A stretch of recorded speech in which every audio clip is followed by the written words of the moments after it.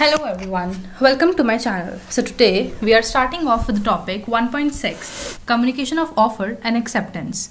The importance of offer and acceptance in giving effect to a valid contract was explained in the previous paragraphs. So किसी भी valid contract को बनाने के लिए offer और acceptance की क्या importance है ये हमने अपने पिछले sections में देख लिया है. One important common requirement for both offer and acceptance is their effective communication.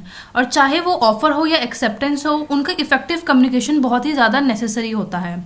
Effective and proper communication prevents avoidable revocation and misunderstanding between parties. अगर हमारा effective और proper communication है तो कोई भी future revocation की possibility भी arise नहीं होगी और ना ही parties के बीच में कोई misunderstanding होगी. When the contracting parties are face to face, there is no problem of communication because there is instantaneous communication of offer and acceptance. जब पार्टीज फेस टू फेस एक कॉन्ट्रैक्ट बना रही हैं तो उस टाइम पे हमारी कम्युनिकेशन की कोई भी प्रॉब्लम नहीं आएगी क्योंकि वो हमारा फेस टू फेस कॉन्ट्रैक्ट है, ना ही कोई रेवोकेशन की दिक्कत आएगी और ना ही कोई मिसअंडरस्टैंडिंग होगी. In such a case, the question of revocation does not arise since the offer and its acceptance are made instantly. ठीक है, तो इस ऐसे केस में रेवोकेशन और मिसअंडरस्टैंडिंग अराइज ही नहीं होगी क्योंकि यहाँ पे जो हमारा कॉन्ट्रैक्ट है वो valid instantly at the point of time ही बन जाता है. The difficulty arises when the contracting parties are at a distance from one another and they utilise the services of the post office और telephone और email internet. Difficulty तब arise होती है जब parties face to face contract नहीं बनाती जबकि वो अपने कॉन्ट्रैक्ट बनाती हैं, ऑफर या एक्सेप्टेंस देती हैं बाय पोस्ट या फिर ईमेल कॉन्ट्रैक्ट से. In such cases, it is very much relevant for us to know the exact time when the offer or acceptance is made or complete. तो ऐसे केसेस में हमारे लिए बहुत ही ज़्यादा ज़रूरी और रेलिवेंट हो जाता है कि हमें ये पता हो कि ऑफर की कम्युनिकेशन कब कंप्लीट होती है, सिमिलरली एक्सेप्टेंस और उसकी रेवोकेशन की कम्युनिकेशंस कब कंप्लीट होती हैं.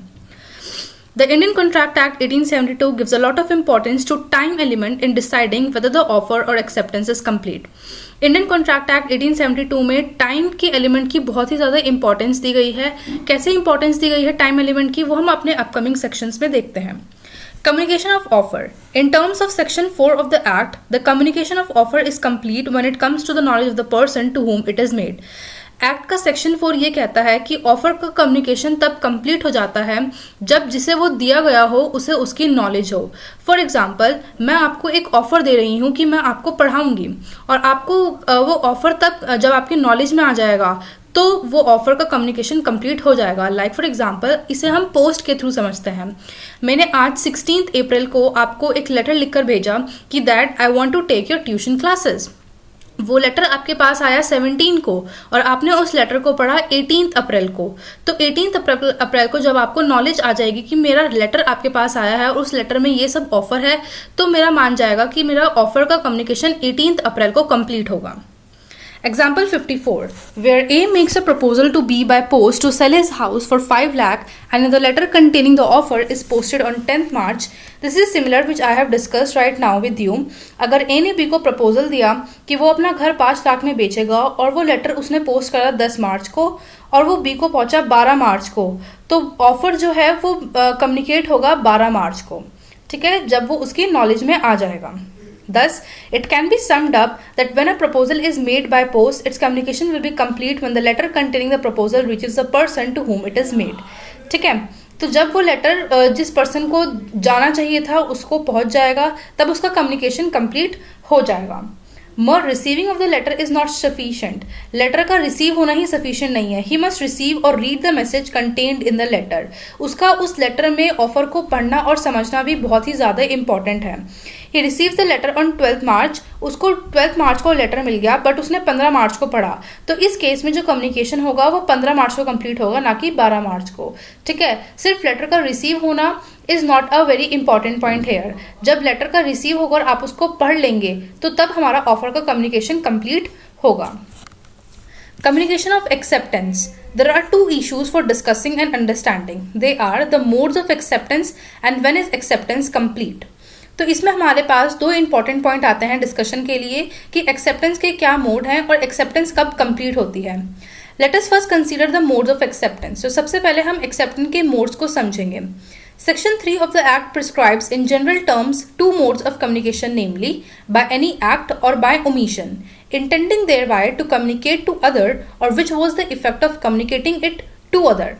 तो इंडियन कॉन्ट्रैक्ट एक्ट 1872 के सेक्शन 3 में मेंशन किया गया है कि एक्सेप्टेंस को सिर्फ दो मीन्स की तरह से एक्सेप्ट किया जा सकता है, या तो कोई काम कर कर या फिर कुछ ना कर कर।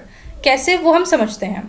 Communication by act would include any expression of words whether written or oral. Communication by act अगर हम अपने वर्ड्स को लिखकर या बोलकर बता रहे हैं कि हाँ हम इसको एक्सेप्ट करते हैं, या हम ओरली बता रहे हैं, या मैं लिखकर बताती हूँ कि मैं हाँ आपके ऑफर को एक्सेप्ट कर रही हूँ, तो वो एक कम्युनिकेशन बाय एक्ट होगा जिसके लिए आपने कोई एक्ट परफॉर्म करा है। Written words will include letters, telegram, faxes, emails and even advertisements. तो written words में हमारे letter, telegram, faxes, email और advertisements भी included होते हैं। Oral words will include telephone messages. Oral words में हमारे telephone messages include होते हैं। Again, communication would include any conduct intended to communicate like positive acts or signs so that the other person understand what the person acting or making sign means to say or convey. इसमें हमारा simple एक consensus add item, जो कि हमने term पहले सुनी थी कि दोनों ही पार्टीज को पता होना चाहिए कि एक पर्सन क्या कम्युनिकेट करने की कोशिश कर रहा है। Now, communication of acceptance by omission to do something. Such omission is conveyed by a conduct or by forbearance on the part of one person to convey his willingness or assent. However, silence would not be treated as communication by omission. तो communication bye omission ऐसे तब complete होता है जैसे हमने वो magazine का example पढ़ा था, जिसमें आपका कोई प्रीवियस कंडक्ट होता है तो आपकी साइलेंस को ही मान लिया जाता है इक्विवेलेंट टू एक्सेप्टेंस। लाइक उसने 1 साल का मैगजीन का सब्सक्रिप्शन लिया, 1 साल का सब्सक्रिप्शन खत्म होने के बाद भी जो कंपनी वाले थे वो उसे मैगजीन भेज रहे थे और उसने मैगजीन्स को रिजेक्ट नहीं करा, वो मैगजीन्स को यूज करता रहा 1 साल के बाद भी, तो उसने कुछ भी नहीं करा। ठीक है, उसने कंप्लीटली अपने एक्ट ओमिट कर दिया, उसने कुछ भी नहीं करा, लेकिन वो उसका ओमिशन भी एक एक्सेप्टेंस माना जाएगा क्योंकि प्रीवियस कंडक्ट में उसने पहले भी मैगजीन दी थी और अगर उसने मना नहीं करा है, वो यूज करे जा रहा है, तो अब उसकी सर्विसेज के लिए उसे पैसे भी पे करने पड़ेंगे। ठीक है, सो ये वाली जो कंडीशन है कि communication of acceptance bye omission, इसके लिए आपका प्रीवियस कंडक्ट होना बहुत ही ज्यादा जरूरी है। ठीक है, ये हमने पॉइंट कवर करा था, mere silence is not equal to acceptance, जिसका एक एक्सेप्शन देखा था कि अगर कोई प्रीवियस कंडक्ट होता है तो हमारी साइलेंस इक्विवेलेंट है एक्सेप्टेंस के। अगर आपको ये पॉइंट ज्यादा अच्छे से समझना है तो you could understand it in our previous video. Now example 55, A offers rupees 50,000 to B if he does not arrive before the court of law as an evidence to the case. A ने B को कहा कि वो उसे 50,000 देगा अगर वो court में एविडेंस के रूप में ना आए। B कोर्ट में नहीं आया, His omission of doing an act amounts to acceptance. तो उसने कोई काम नहीं करा, यानी कि उसने उसका ऑफर एक्सेप्ट कर लिया। Communication of acceptance by conduct, अब हम कंडक्ट के थ्रू कैसे अपनी एक्सेप्टेंस दे सकते हैं। For instance, delivery of goods at a price by a seller to a willing buyer will be understood as a communication by conduct to convey acceptance. आपने कुछ ऑनलाइन ऑर्डर करा है और उसकी डिलीवरी आई है, तो ऑब्वियसली जब उसकी डिलीवरी आई है तो एक कंडक्ट होगा ही होगा कि आप उस डिलीवरी को एक्सेप्ट करेंगे ही, तो ये कम्युनिकेशन बाय कंडक्ट होता है। Similarly, one need not explain why one boards a public bus और drop a coin in the weighing machine. जब बस आपके सामने से जा रही है, वो आपके सामने रुकी है, यानी कि वो आपको एक ऑफर दे रही है कि आपको अगर इसमें बैठना है तो आप बैठ सकते हैं, और अगर आप उसमें बैठ गए हैं तो आप कंडक्ट से ही, अपने कुछ काम से ही ये जाहिर कर देंगे कि आपने ऑफर एक्सेप्ट कर लिया है बस का, और अब आप बस में बैठकर अपना प्राइस पे करेंगे। सिमिलरली, जैसे ही आप वेइंग मशीन में कॉइन डालते हैं, यानी कि कॉइन डालने के बाद आप ऑफर दे देते हैं, तो आप अपना वहां पे वेट मेजर कर सकते हैं। The first act is a conduct of acceptance against its communication to the offer by the public transport authority to carry any passenger. ये हमारा वो बस वाला ही एग्जाम्पल को इन्होंने एक्सटेंड करा है। The second act is against a conduct conveying acceptance to use the weighing machine kept by the vending company as an offer to render that service for a consideration, जिसमें consideration हमारी क्या थी, एक coin जो कि हमें weighing machine में drop करना था। वेइंग मशीन हमें एक ऑफर दे रही थी कि आप यहाँ पे अपना वेट मेजर कर सकते हैं, आपने कॉइन डालकर अपनी एक्सेप्टेंस दी, तो वो एक कॉन्ट्रैक्ट बन गया कि आप उस पर अपना वेट मेजर कर सकते हैं। The other issue in communication of acceptance is about the effect of act or commission or conduct. These indirect efforts must result in effectively communicating acceptance or non-acceptance. If it has no such effect, there is no communication regardless of which the acceptor thinks about the offer within himself. Thus, a more mental unilateral assent in one's own mind would not amount to communication. अगर आप मन ही मन में सोच लेते हैं कि हाँ ठीक है मैंने इनका ऑफर एक्सेप्ट कर लिया है, तो वो एक्सेप्टेंस नहीं मानी जाएगी। आपको एक्सेप्टेंस को कम्युनिकेट करना बहुत ही नेसेसरी होता है। Where a resolution passed by a bank to sell land to A remained uncommunicated to A, it was held that there was no communication and hence no contract. एक bank के है, उन्होंने decide कर लिया कि वो अपना लैंड ए को बेचेंगे। ये डिसाइड होने के बाद उन्होंने ए को कम्युनिकेट नहीं करा कि उन्होंने अपना लैंड उसे बेच दिया है या बेचना चाहते हैं, तो वो कोई एक्सेप्टेंस नहीं मानी जाएगी। उन्हें एक्सेप्टेंस को कम्युनिकेट करना भी बहुत ही ज़्यादा नेसेसरी होता है। Let us now come to the issue when communication of acceptance is complete. अब हमने मोड्स ऑफ कम्युनिकेशन देख लिए हैं। अब दूसरा पॉइंट आता है हमारा कि कब हमारी एक्सेप्टेंस की कम्युनिकेशन कंप्लीट होती है। In terms of section 4 of the act, it is complete as against the proposer when it is put in the course of transmission to him so that it is the out of the power to the acceptor to withdraw the same, and as against the acceptor when it comes to the knowledge of the proposer।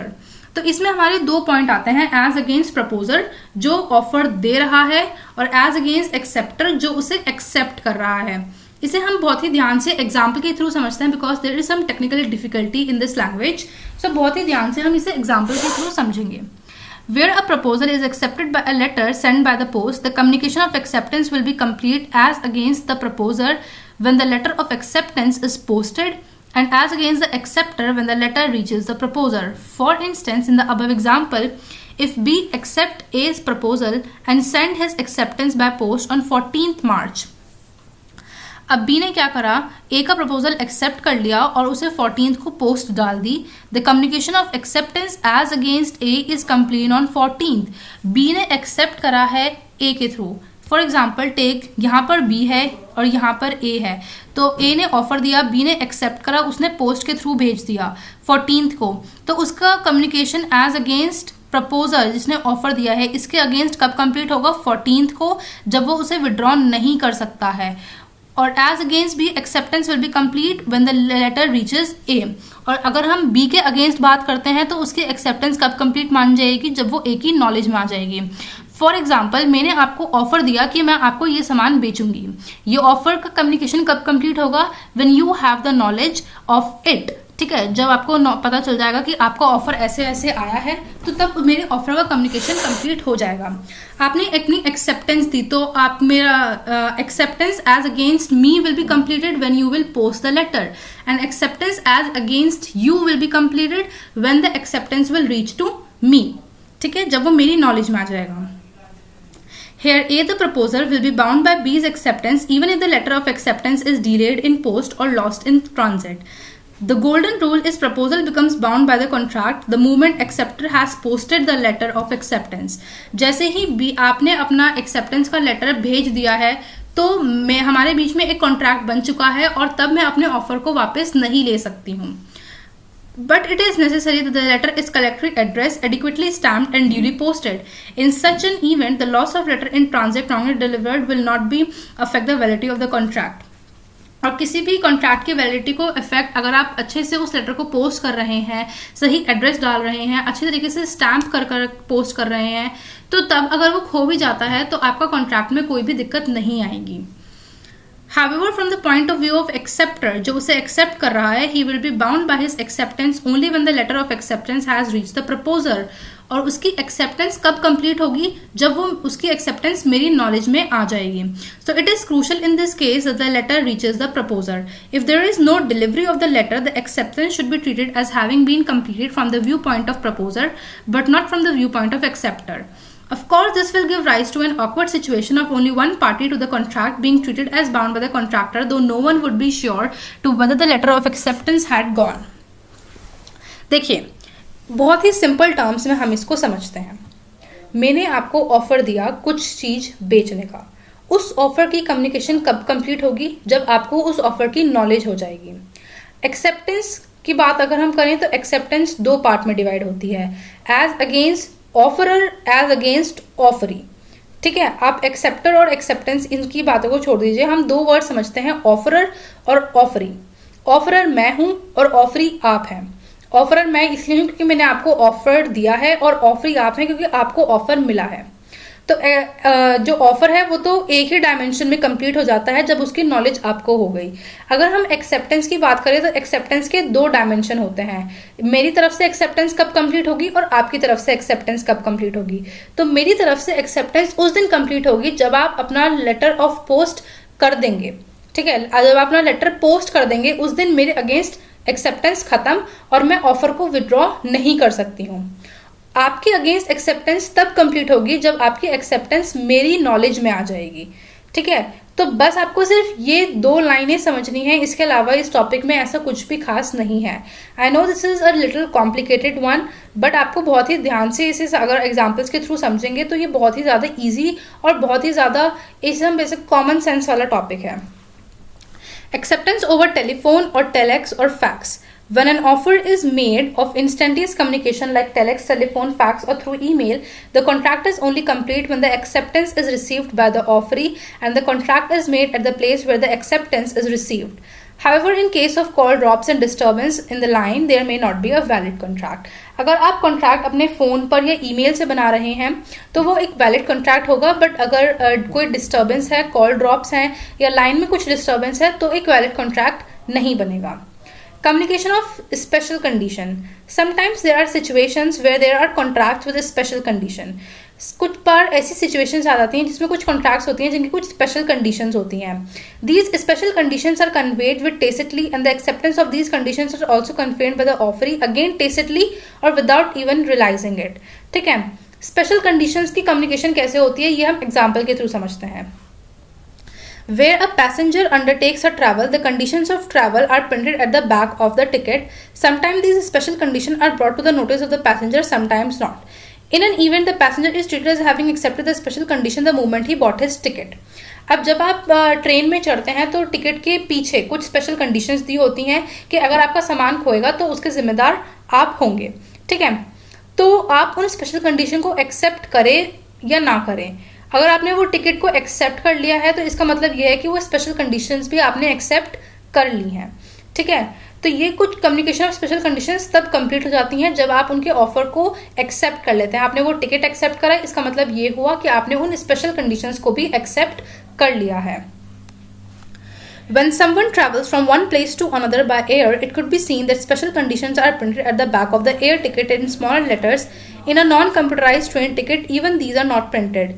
ठीक है. जब आप aircraft से जा रहे हैं तो आपको क्या होगा, जो स्पेशल कंडीशंस होती हैं वो टिकट के पीछे लिखी रहती हैं बहुत ही स्मॉल लेटर्स में. Sometimes these conditions are found to have been displayed on the notice board at the airlines office. और कभी कभी जो वहाँ पे हमारे डिजिटल बोर्ड होते हैं एयरपोर्ट्स पर, वहाँ पर भी इन कंडीशंस को चलाया जाता है, which passengers may not have care to read, जिसको कभी कभी पैसेंजर्स इग्नोर कर देते हैं और पढ़ते नहीं हैं. The question here is whether these conditions can be considered to have been communicated to the passengers of the airlines and can the passengers be treated as having accepted the condition. The answer to the question is in the affirmation and was to be held in Mukul Datta versus Indian Airlines 1962. ठीक है. अब airlines वाले क्या कर रहे हैं कि वो टिकट के पीछे भी आपको स्पेशल कंडीशंस लगा के दे रहे हैं और साथ ही साथ जो वहाँ पे डिजिटल बोर्ड्स हैं एयरपोर्ट्स पर, उन पर भी उन स्पेशल कंडीशंस को चला रहे हैं. बट पैसेंजर्स कभी ना टिकट के पीछे पढ़ते हैं और ना ही उन बोर्ड पर चल रही डायरेक्शंस को पढ़ते हैं. तो अब हम पॉइंट ये उठता है कि क्या हम मान लेंगे कि वो स्पेशल कंडीशंस उन्होंने एक्सेप्ट कर ली हैं या उनकी कम्युनिकेशन खत्म हो चुकी है. Where the plaintiff had travelled from Delhi to Kolkata by air and the ticket bore conditions in fine print, but such terms and conditions should be reasonable. देखिए, this is a very important line, the terms and condition should be reasonable. तो जो भी directions airlines वाले print कर रहे हैं ticket के पीछे या जो वो चला रहे हैं एयरपोर्ट पर, मान लिया जाएगा कि आपने टिकट लेने के साथ साथ उन कंडीशंस को भी एक्सेप्ट कर लिया है ऑन द पॉइंट कि वो कंडीशंस रीजनेबल हैं. अगर टिकट के पीछे लिखा हुआ है कि अगर आप इस एयरलाइन के थ्रू चलते हैं तो अगर आपकी डेथ हो जाती है तो उसके जिम्मेदार हम नहीं होंगे. सो this is not a reasonable condition. ये कोई रीजनेबल कंडीशन नहीं है. अगर वो बोलते हैं कि there is a special condition that you should take care of your own luggage, so this is a reasonable condition कि आपको अपने सामान का ध्यान खुद रखना है. तो this is a reasonable condition, आप इसको एक्सेप्ट कर ही लेंगे, ठीक है. तो वो सारी कंडीशंस आपके ऊपर लागू हो जाती हैं. बट अगर वो कंडीशन रीजनेबल नहीं है तो आप उनको एक्सेप्ट नहीं कर सकते हैं, आप उनके ऊपर ऑब्जेक्शन उठा सकते हैं. Where a launderer gives his customer a receipt for clothes received for washing, किसी ने अपने कपड़े दिए लॉन्ड्रर को धुलवाने के लिए और उन्होंने उनकी रिसीट उनको दे दी जिस पर्सन ने कपड़े दिए हैं.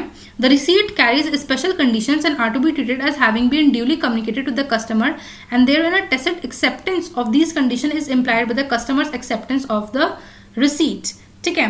तो ये बहुत ही फेमस केस हुआ था लिली वाइट वर्सेस मनु स्वामी. देखते हैं इसमें क्या हुआ था. Plaintiff delivered some clothes to the dry cleaner for which she received a laundry receipt containing a condition that in case of loss, customer would be entitled to claim 15% of the market price of value of the articles. अब मान लेते हैं कि मैंने अपने कपड़े एक laundry वाले को दिए और उसने मुझे एक रिसीट दे दी कि ठीक है आपके कपड़े मेरे पास हैं और आप कुछ दिन बाद ले जाइएगा।